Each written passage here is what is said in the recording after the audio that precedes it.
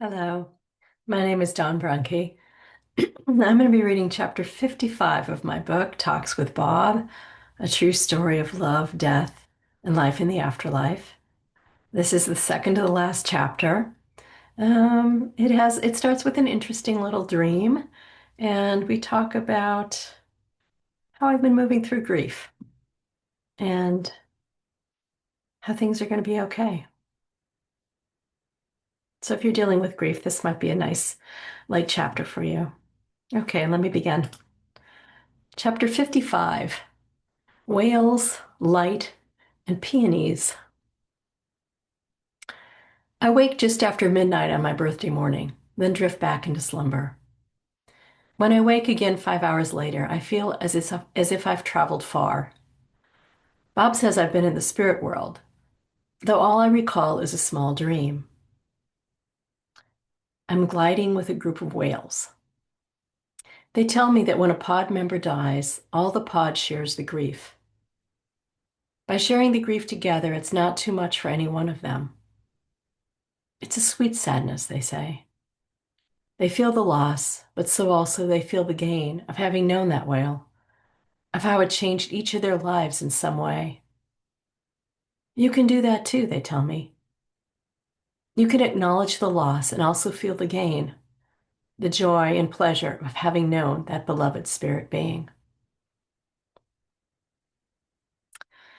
Later in the kitchen making coffee, I realize my grief has lessened. Though I still feel sadness that he's gone, I'm more often feeling his presence.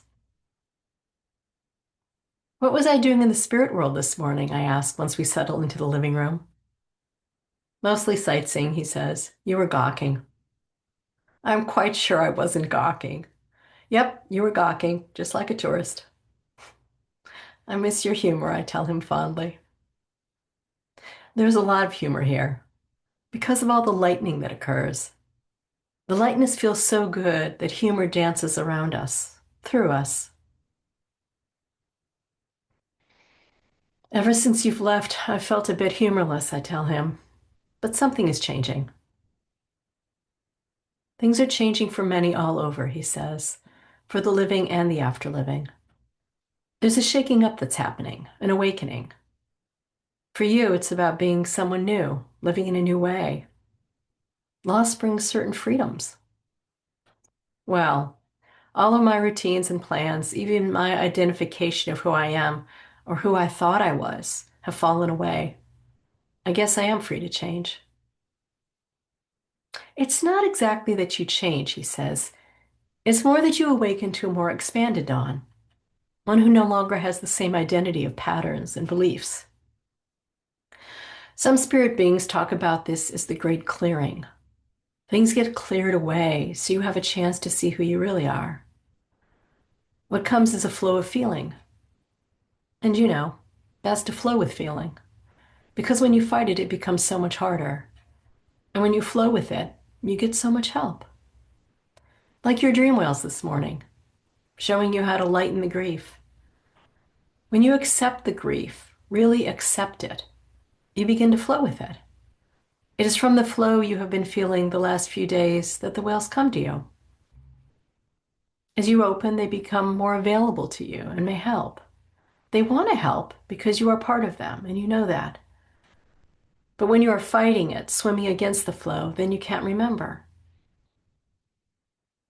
I didn't think of it that way, I say, but it feels right. It's fun to explain something to you, he says. I wish I could have done more than that, more of that. You did, I say, maybe more than you realize. There were times when what you were saying was right, and I was just of a different opinion. Times when you were explaining clearly and I just didn't see, and vice versa. We were both trying to help each other, and we still are. I'm thinking that too, he says. I'm thinking with you now. We're thinking we have the best of both worlds. And you're a little sad, but a little hopeful too, right? Yes. Our talks are so special, but it's also strange. In the beginning, I was so happy to be talking with you, and it felt magical. Though I also felt separate and distanced from you the rest of the day, that was difficult. But the more I do this, the more we do this, the more I feel you infused in my life. And now, well, I don't want to jinx it, but I actually feel things are going to be fine. That no matter what it looks like, it's actually all fine. I've been sitting with my heavy emotions. I've been taking my own good advice to feel my feelings, not to fix or change or explain or justify them, just to feel them. The intense sadness and emptiness, the grief and sorrow and loneliness, just to feel them in my body, listen to what they want to tell me. The more I stay with those feelings, the more those feelings begin to lighten, and the more I feel myself changing. Do you want a birthday present? He asks. Close your eyes.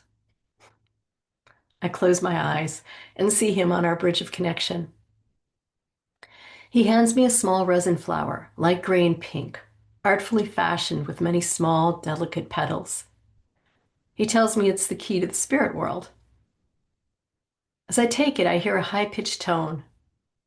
Let it flow, he says, and the sound swirls in my head, flowing through my chest and arms and legs, fingers and toes.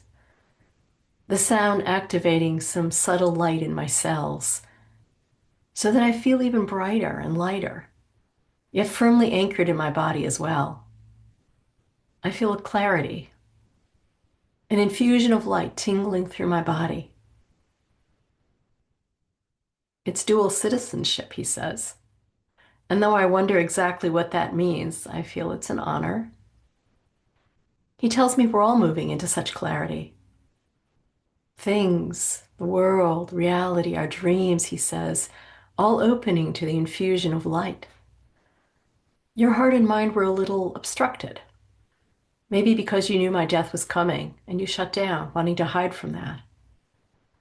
Through our talks, we've been opening. And now the light is not just shining on you, but from you. That's what the creative process is. When you're not just reflecting light, but shining light. That's you now. Happy birthday. He points down and I see a canoe in the water below, filled with peonies. Fat, fluffy, fully blossomed pink peonies filling the little canoe. And then we're there, sitting amidst the flowers, soft pink petals all around us. He paddles and we glide through water as the scenery changes. Forests with bright autumn trees in northern Wisconsin. Breezy palms and sandy beaches in Hawaii. The silvery gray glacial water of the Knik River so close to home. We smile because it's so beautiful. This dream of memories in the now. Our choice to be together right now, flowing on a river of time together. Best birthday present ever, I tell him.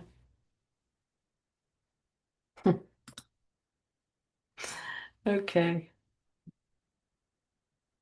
that's a sweet chapter. Um, and I remember that lightning of grief. And so if you're watching this and have just gone through a profound loss and are feeling grief, I guess I want to tell you that it does lighten. You know, the way I did it was, as I said in the chapter, sitting with those emotions. Yesterday, I posted an interview with a grief counselor, Brian. It was a lovely interview. He asked such great questions. And so I'll include that in the description below as well, because you may find that helpful. Um, there's a link to my website and our channel and the books also. Okay, and tomorrow I'm going to read the final chapter to this book. And I can announce that the second book is now out. I'll make a bigger announcement tomorrow, but yeah, Talks with Bob, book 2 is out in both Kindle and paperback. Um, I'll include those links tomorrow. Okay, hope this was helpful for you. Thanks for listening.